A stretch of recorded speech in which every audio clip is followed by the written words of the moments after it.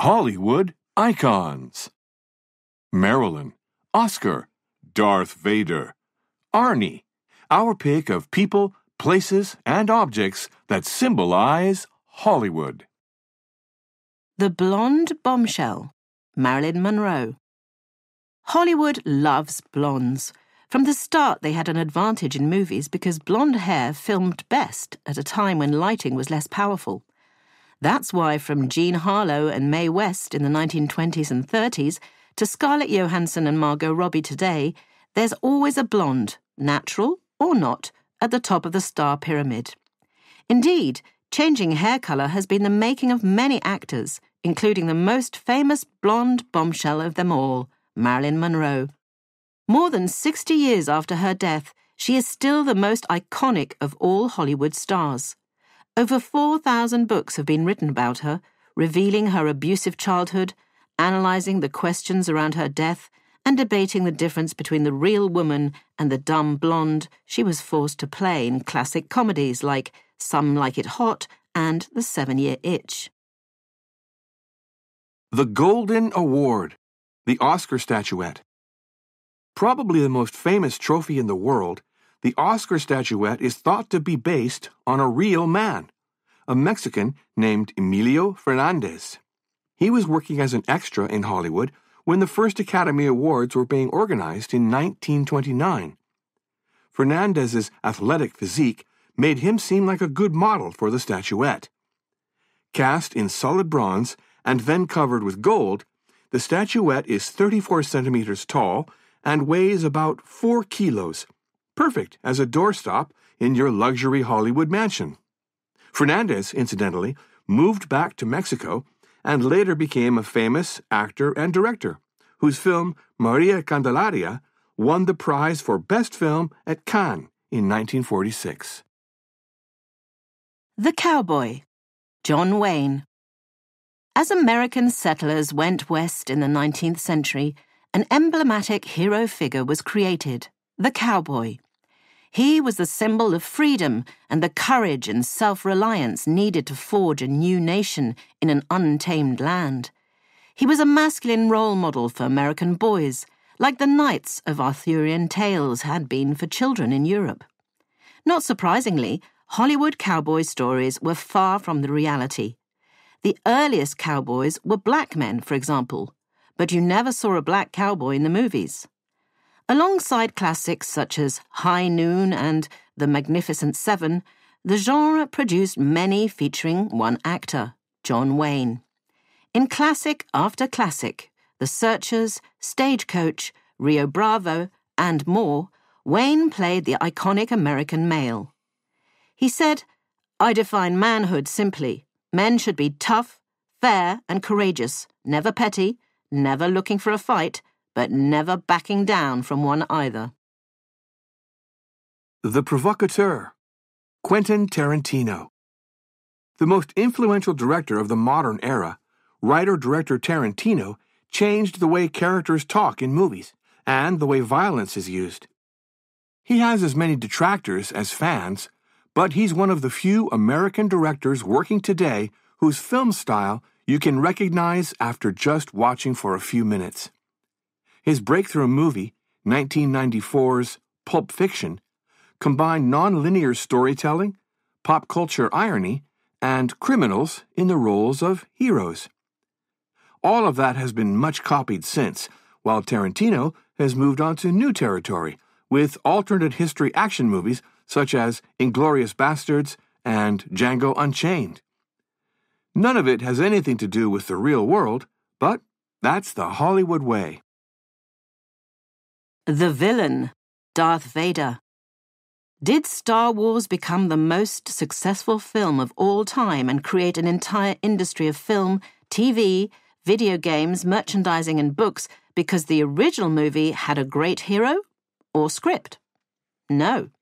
Star Wars' success was due to a villain so great that no one actor could play him. They needed a big guy for the suit, David Prowse, and an actor with a baritone boom for the voice, James Earl Jones.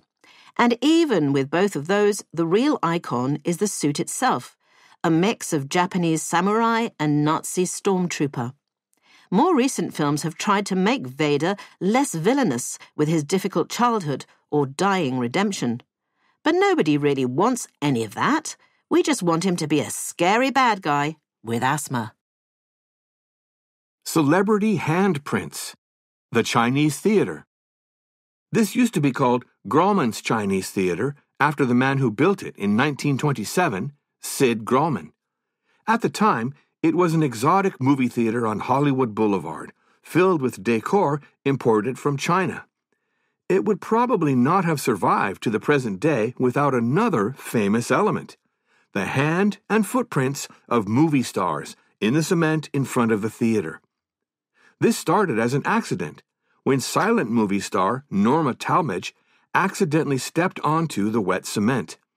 That gave Grauman the idea of asking stars to do it on purpose, starting a Hollywood tradition.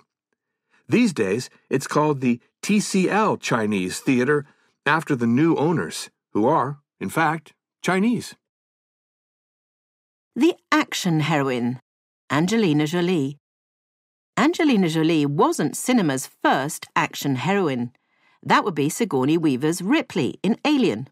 But Ripley was originally male. Director Ridley Scott just changed the role's sex without modifying the script.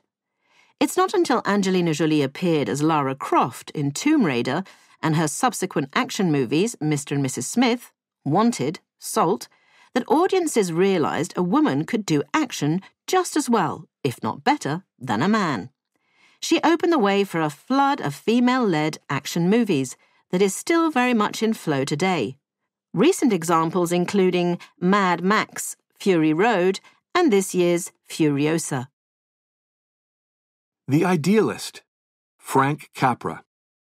Few people did more to influence how Americans viewed their nation than the director of feel-good classics like It's a Wonderful Life, 1946, and Mr. Smith Goes to Washington, 1939.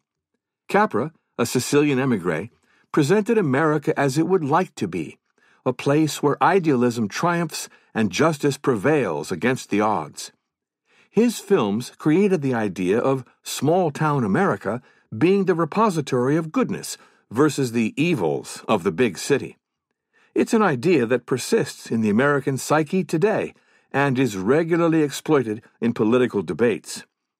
A Christmas ritual for many U.S. families is watching It's a Wonderful Life, in which an angel shows a man on the verge of suicide how his life has improved the world in little ways. Capra's America probably never existed, but it's a wonderful country to visit. The Visionary, Steven Spielberg. Culturally, we live in the world of Steven Spielberg. A string of smash-hit movies in the 1970s and 80s, Jaws, E.T., The Extraterrestrial, Raiders of the Lost Ark, Jurassic Park, created what is known as blockbuster cinema, high on adrenaline and effects-fueled action. Spielberg took science fiction from the geeky edges of society and made it the dominant genre of the modern era. He also, in later years, made some excellent serious films, Lincoln, Schindler's List, Bridge of Spies, but his massive cultural impact will always come with popcorn. The Master of Suspense, Alfred Hitchcock. Do you like movies with action and suspense? The kind of film where the hero, an ordinary man, gets accidentally pulled into an adventure where he doesn't know who to trust, and the story has numerous twists and turns? There's a word in English for those kinds of films: Hitchcockian. Known as the master of suspense during his long career of more than 50 movies, Hitchcock perfected the art of the psychological thriller. Some are dark, Psycho, Vertigo, Dial M for Murder. Others are pure entertainment, North by Northwest, To Catch a Thief, but none are ever boring. The tourist attraction, Hollywood Walk of Fame. Ironically, for a city where everyone drives everywhere, one of LA's biggest tourist attractions is a sidewalk on Hollywood Boulevard. Since the mid-1950s, a total of 2,777 people have received stars on the Hollywood Walk of Fame. Not all are movie stars, as the walk also celebrates TV actors, singers, directors, and even athletes. Finding famous ones among many long-forgotten names isn't always easy, but there's a certain logic to their locations. The biggest names tend to be outside two historic cinemas, the Chinese Theatre and the Dolby Theatre, the Oscar ceremony venue. Sometimes stars ask for a specific location.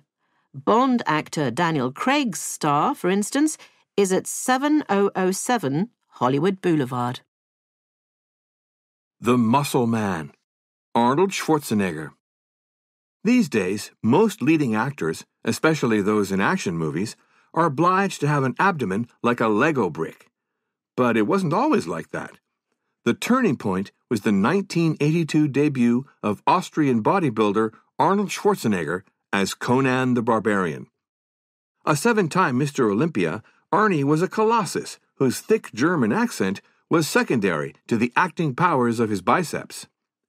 Soon other actors felt obliged to compete, in particular Sylvester Stallone, who went from being muscular in Rocky and First Blood to being a bulging veined bag of steroids in their sequels.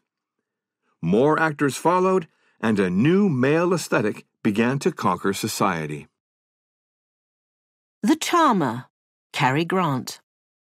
A Hollywood star for decades, Cary Grant was a great comedian, the Philadelphia Story, Indiscreet, who also played straight roles in thrillers such as Notorious and Suspicion.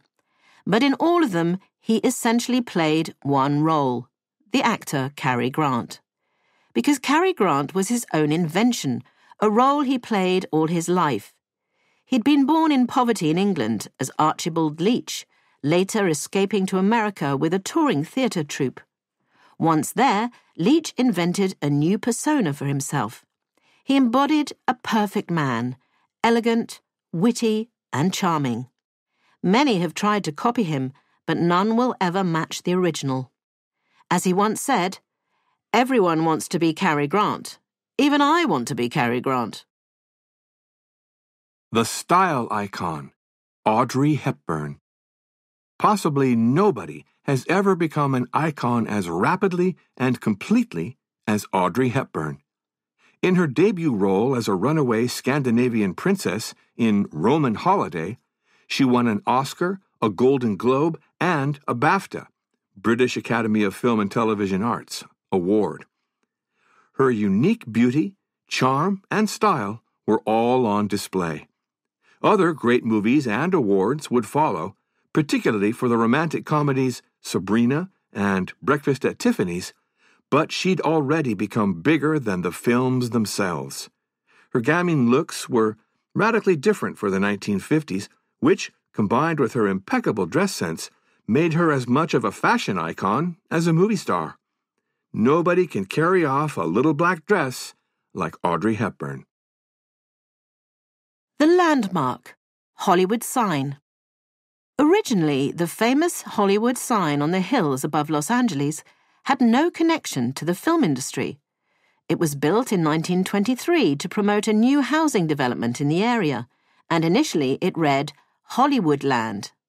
The 15-meter-high letters were only meant to stay for 18 months. But as Hollywood's cinematic fame exploded, the sign came to be associated with the glamour of the movies. Eventually, after 25 years, the association was so total that the city removed the last 4 letters. Today's sign isn't the original wooden one. That one slowly fell to pieces until by the 1970s it read Hollywood. The Rebel, Marlon Brando. You could say that sex first arrived in the cinema in 1951 with Marlon Brando's performance in Tennessee Williams' A Streetcar Named Desire. Compared to the raw force of Brando's sexuality, everything in movies up until then suddenly seemed a little too polite. Indeed, there's a before Brando and an after Brando in almost all aspects of cinema. Before Brando, movie stars had distinct personas that they brought to every film, and that's all anyone asked of them. But Brando put body and soul into each role, becoming the part. Watch his Oscar-winning role as an elderly mafia don in The Godfather, when he was only 47. Since he arrived, Brando-style acting has become the norm for movies, but Brando's genius is unique.